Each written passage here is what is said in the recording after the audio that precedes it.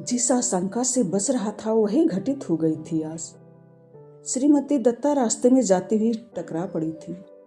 बिल्कुल सन्यासिनी सी लग रही थी। सादे गिरे हुए कपड़े और कंठ में अनेक मालाएं।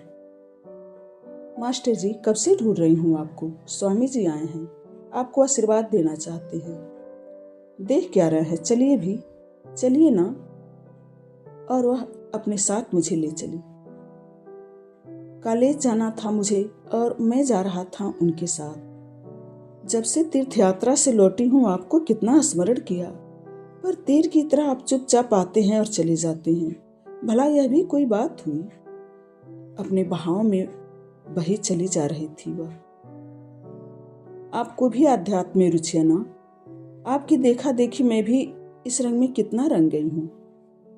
क्यों ना अब हम दोनों मिलकर एक सत्संग केंद्र खोलें जिससे दुनिया का कल्याण हो।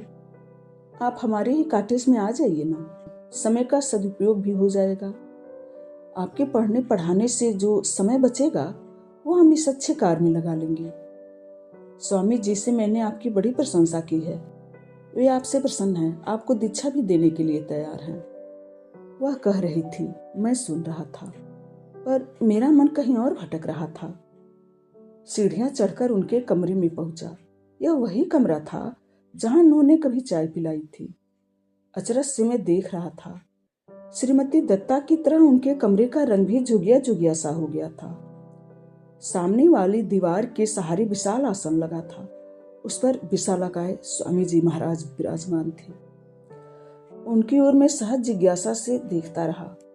मोटे मोटे होठ, लाल लाल बड़ी आंखें, जिनसे स्नेह नहीं, करुणा भक्ति नहीं, उदात्म वासना झलक रही थी।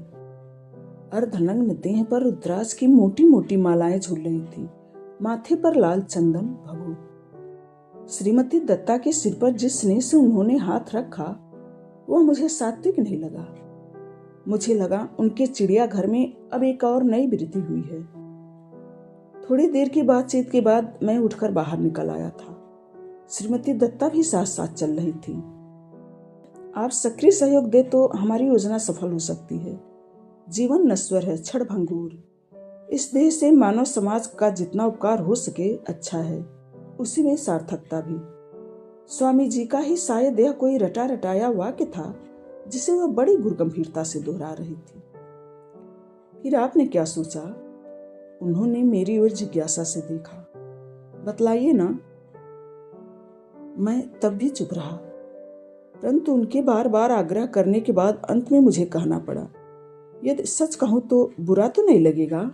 नहीं नहीं, किंचित सोचते हुए मैंने कहा, आपका यह अध्यात्म मुझे बहुत बड़ा ढोंग लगता है। क्षमा कीजिएगा, इन सबसे मेरी अरुचि हो गई है।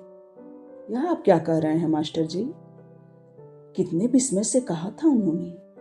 हाँ, मैं सच कह रहा हूँ। इस छद्म के सहारे आप अपने को कब तक छलती रहेंगी? आप होश में तो हैं ना?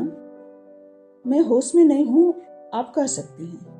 यह भी कहने को आपकी पूरी पूरी छूट है कि मैं नॉर्मल नहीं यानी एबनॉर्मल हूँ, यानी पागल हो गया हूँ, इसीलिए ऐसी बहकी बहकी बातें करने लगा हूँ। उन्होंने मेरा हाथ पकड़ लिया। आप सही स्थिति समझने का प्रयास क्यों नहीं करते? मन की भटकन रोकने के लिए मैंने क्या क्या नहीं किया। खरगोश बिल्लियां पाली, पता नहीं क्या क्या शौक नहीं अपनाए, परंतु मन की शांति कहीं नहीं मिलती। साधु संतों के समागम में भटकते रहने पर भी मैं क्या करूं? इसके अतिरिक्त अब मुझे कहीं कोई मार्ग नहीं दिखता। सचमुच उनकी आंखें भर आई थी। तभी सीढ़ियों से चट चट की आवाज सुनाई दी। किताबों का बस्ता अपनी छाती से लगाए तीर की तरह तुम सामने से निकल गई थी, जैसे देखा ही न हो। मैंने आपसे प्रेरित होकर यह मार्ग चुना था। उनके अधर कांप रहे थे, थर थर। अपनी बाई कलाई की सोने की चूड़ियां वह अकारण घुमा रही थी। सुनिए, मेरा अब इनसे विश्वास उठ गया है। मैंने सारी पुस्तकें फेंक दी हैं। आपका यह सारा धर्म मुझे अधर्म सा लगने लगा है। वैसे अधर्म में भी क्या धर्म नहीं? मैं कह ही रहा था कि वह सहसा बोल पड़ी। नहीं नहीं, ऐसा न कहिए, यह विरक्त आपको कहीं पागल बना देगी। उनकी यह बात सुनकर मैं सचमुच पागलों की तरह मुंह फाड़ कर हंसने लगा था। हंसता चला जा रहा था, निरंतर इतना अट्टहास करता हुआ कि श्रीमती दत्ता वास्तव में घबराकर भाग खड़ी हुई। इसके बाद कई दिनों तक वह बाहर नहीं निकली।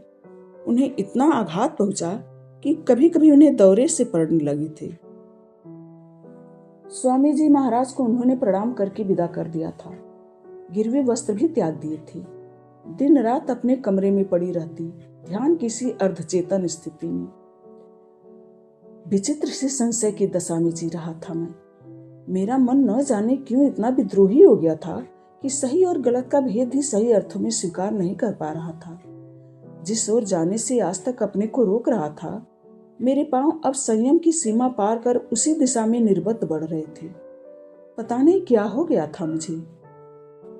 एक दिन मैं उनके कमरे में सीधा चला गया। अचरज से उन्होंने देखा, आप? हाँ, मैं। कैसे आए? आपसे ही मिलने। आपने यह आवरण त्याग कर अच्छा किया, बहुत अच्छा। आप कहती थी ना, जीवन जीने के लिए होता है। मुझे भी अब लगने लगा है कि आप कितना सच कहती थी। आवरण ओढ़ना पाप है, से सब सहज। ऐसा ही, ठीक यही आश्चर्य उनकी आंखों में उस दिन भी था, जैसा आज झलक रहा था। वह घूरकर मेरी ओर देख रही थी। आवरण ओढ़ना पाप है, यह सही है, पर आप आज यह कैसी बहकी बहकी बातें कर रहे हैं? मैंने यही कहा ना कि जीवन जीने के लिए होता है।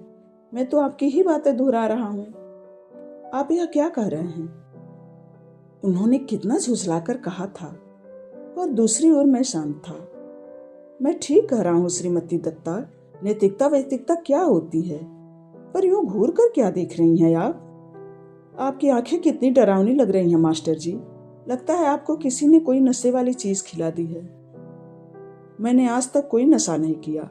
वैसे जीवन स्वयं क्या एक नशा नहीं मिसेस दत्ता? मैं हंसता हुआ बाहर निकल आया था। इस कहानी का शेष भाग अगले वीडियो में। धन्यवाद।